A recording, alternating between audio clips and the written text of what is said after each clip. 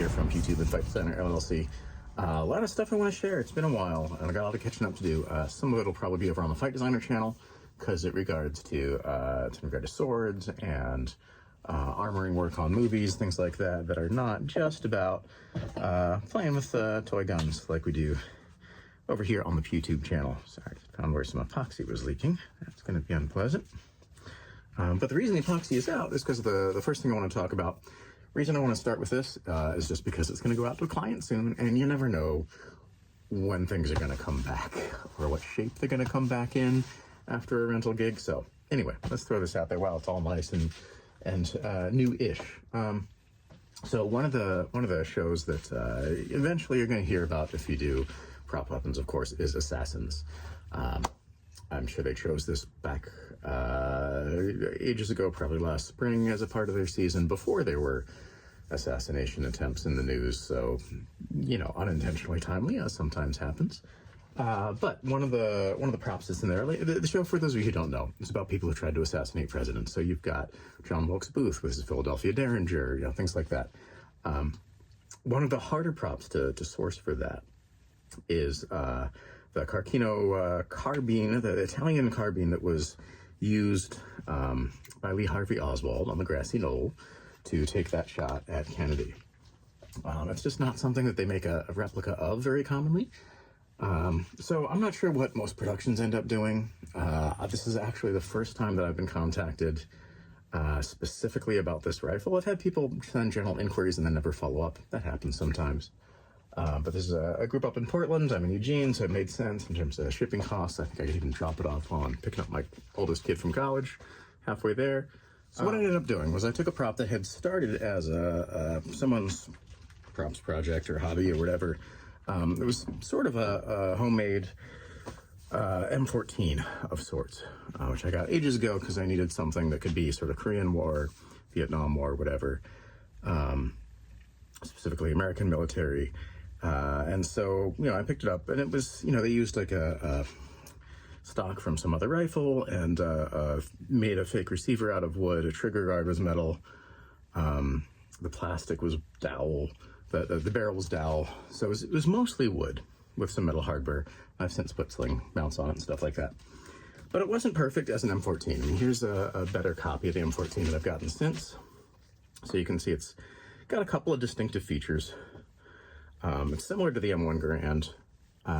Not a whole lot I think my M1 is downstairs in storage, but one of the biggest differences obviously being that it's got a detachable magazine, which the M1 Garand did not. It had the clip-loaded top thing, which will get the little ping distinctive sound and all that. But very similar to the M1. We've got these sort of notches in the top that were a bit of a giveaway. Rather distinctive muzzle, flash hider setup. But you know, this was a decent service rifle, and is actually in different configurations with a different stock, still used by some military snipers with the EBR stock and things like that. But what I had was this sort of homemade one, which is mostly wood. And I was like, you know, it's not perfect as an M14. Here's the wood magazine that I broke off of it. So I'm going to cut it down and modify it. So here's what we've got now. This is my take on what will be passably acceptable as the Carcano carbine as used by Lee Harvey Oswald. So as you can see, it still has these kind of distinctive notches that make it a bit more of an M14, but I did carve this groove, sort of Springfield style groove in the forearm, which was one of the distinctive marks. I added started as 3D printed plastic. This is kind of mixed media, which I'm working in now. So cut down the barrel. This is still dowel. This is 3D printed plastic, kind of melted into the place there. This is a 3D printed plastic piece, which I also kind of melted and warped to fit in there around the existing hardware. This is still the metal band. 3D printed scope mount.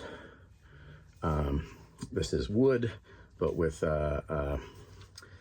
JBweld and some other stuff on it, so that it hopefully won't look like wood. Even if it gets like worn down a bit, it'll still look metal. And it's an extension of the trigger guard. This was a 3D printed bolt, which again, cut down, melted, squished in, and epoxied. And all of this has several different layers of epoxy and JBweld, things like that. Put that sort of distinctive round thing on the back. sort of like the KAR-98K that those have. This is an old 22 scope that I had that mounted to it that actually is fairly similar. Leather sling, again, not exactly identical. I could try and find or make one at some point that has the little flare that Oswald's did. But, you know, I think it's not bad. So a lot of interesting mixes of some woodwork, some 3D printing, some plastic weld and melting, some existing scrounging of hardware. Like, this is, I think, in a lot of ways, sort of a epitome of the kind of props modification that I do. Yes, I can make some things from scratch. Sometimes they need repaired, like in the case of one of these shotguns that just came back from a production of The Play That Goes Wrong. Oh, those are the right two halves. These two halves go together. So, you know, I've been making some of these 3D printed props that are designed with some moving parts, but also so they can fall apart on cue for The Play That Goes Wrong. That was one I made for OCT. I've since rented these out to some other productions, but I've had to do some repairs on the barrel of this one because it got dropped and broke where it wasn't supposed to break. But I find it much more satisfying when I can work in wood and metal and other things, and it's all within my skill set at this point. I can do basic metal work. I've got a 3D printer, but I can't really do 3D printing design, so I'm kind of adapting and adjusting things that I can find. One of these days I should probably learn to do more with Blender. And I can do woodwork, I can do leather work, and I can source things cheap off eBay and find old parts and things like that. So anyway, I think if you're doing a production of Assassins, this is as good as you're going to find, short of buying a real rifle, which is still going to be legally a real rifle, even if you pull the firing pin and all, because that's how the ATF works. So for safety's sake, this is as requested by them specifically, no moving parts, completely inert. I don't know if it would survive being dropped in terms of the bolt might break, the scope mount might break, although it is attached in multiple points. So it's not the most durable, but most of it is. I mean, the dowel's not bad. This isn't going to take much force. The stock is solid hardwood. This is pretty strong and connected to the metal. So I'm guessing if anything's going to snap on this, if it's dropped, it's going to be possibly the bolt if it's dropped right on it, possibly this little thing in the back, possibly the scope mount. And any one of those is going to be a fairly easy repair. The bolt's going to be the most difficult probably, just because it's, I'm not sure exactly where it would break, but where it's attached at the moment, I'd have to take off the scope mount to also attach a new bolt. But it's also got some JBweld underneath there to make it a little bit stronger than it normally would be.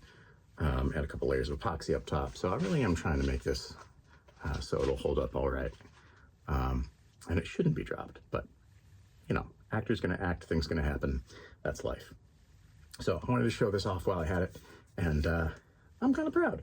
So if you got a production of Assassins, you know, I've also got an actual percussion Philadelphia Derringer. You know, Saturday night specials are easy, so yeah, that's a show that I can handle no problem now.